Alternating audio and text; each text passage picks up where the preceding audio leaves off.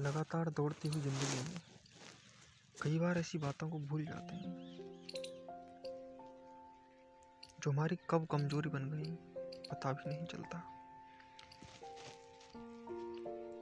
उदाहरण के लिए जैसे हम एक काम करने लग गए, जैसे कि हम कोई काम ढूंढ रहे हैं और काम मिल नहीं रहा है, तो हम इतने बेवकूफ़ हो जाते हैं कि काम ढूंढते ढूंढते जो हम कर सकते थे वो भी नहीं करते।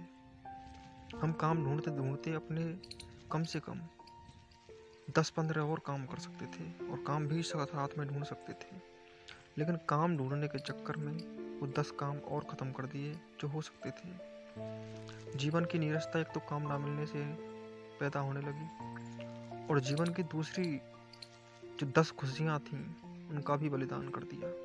मनुष्य जब एक आयामी होता है, जब वह बहुआयामी नहीं होता, तो ऐसी बेवकूफ़ियाँ लगातार करता रहता है। सच्चाई यह है कि अगर हम किसी एक क्षेत्र में ही काम कर रहे हैं तो हम कभी भी दूसरे क्षेत्रों की अवहेलना करते करते उस काम को भी पूरा नहीं कर सकते, क्योंकि दूसरे क्षेत्रों से जो शक्तियाँ हमें मिलती हैं वो शक्तियाँ हमारे पास नहीं हैं।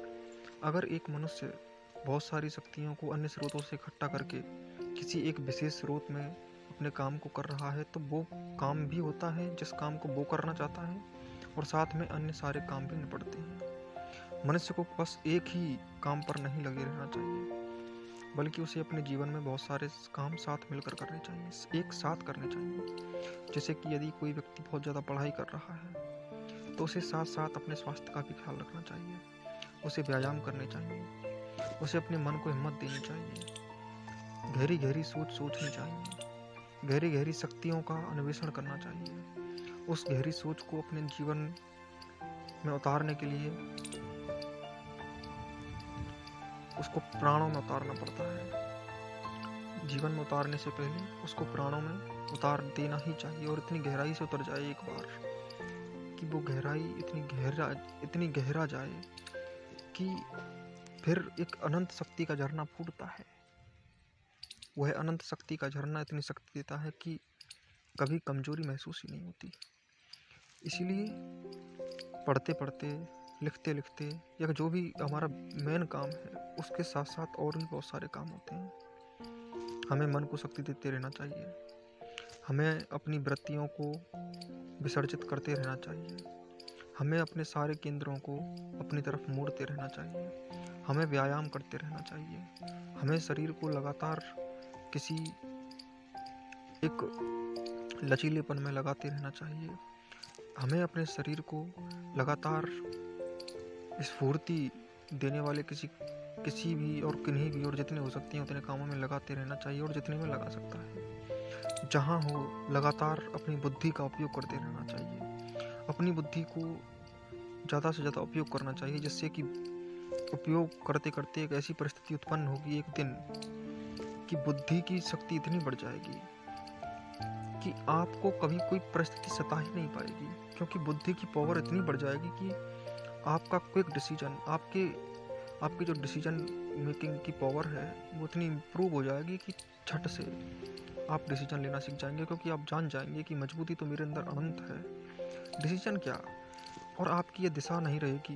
आप कभी परिस्थिति में फंसने पर, समस्या पर ध्यान देने की बजाय केवल समाधान पर ध्यान देने लगेंगे। एक ऐसी स्थिति पैदा होगी, आप ये अच्छी तरह से समझ जाएंगे कि मैं इंसान हूँ और मेरे अंदर इतनी शक्तियाँ भरी पड़ी हैं, इतनी शक्तियाँ भरी पड़ी हैं कि मुझे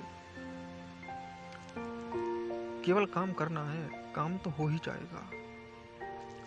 तो इसीलिए ये बहुत आवश्यक हो जाता है कि जब हम कोई काम कर रहे हैं तो केवल एक आयाम में अटक कर ना रह जाए, बहुत से आयामों में से गुजरें। बगीचे में केवल एक फूल खिलता हुआ अच्छा नहीं लगता, और केवल एक ही रंग का हो, एक ही फूल हो, एक ही रंग का हो, रोज रोज वही फूल देखें तो जीवन में क्या रस आएगा, क्या आनंद आएगा, क्या जीवन सत्य में उस ऊंचाई को छू पाएगा जो ऊंचाई मनुष्य के अंदर निहित है। अरे बगीचा तभी सुंदर लग सकता है जब बगीचे में बहुत गहरे गहरे रंगों के अलग अलग तरह के फूल हों, अलग अलग तरह की खुशबुएं हों, अलग अलग तरह के रंग हों, अलग अलग तरह के रूप हों, अलग अलग पेड़ हों, अलग अलग प्रकाश हों। बगीचा बगीचा तो जीवन का तभी जगमगाएगा ना, जब जीवन के बगीचे में उत्साह भी होगा, जीवन के बगीचे में शक्ति भी होगी, पुरुषार्थ भी होगा, शरीर में स्फूर्ति रहेगी, मन में स्फूर्ति रहेगी, मन की गहराइयों में अनंत शक्ति समाएगी, एक एक प्राण की मजबूती होगी, शरीर सभी केंद्रों की दिशा अपनी तरफ होगी, सारी शक्तियाँ अनंतता के द्वार तक पहुँचाने को उद्धत रहेंगी। तब कहीं जाकर के हमारे बगीचे की जगमगाहट से एक अनंत ज्योति निकलेगी, जिससे ऐसा प्रकाश आएगा, जिससे ऐसा आनंद आएगा, जिससे ऐसी शक्ति आएगी कि जीवन जीने का पूरा ढंग बदल जाएगा और पूरा का पूरा जीवन एक उच्च से उच्चतम जीवन में परिणत हो जाएगा।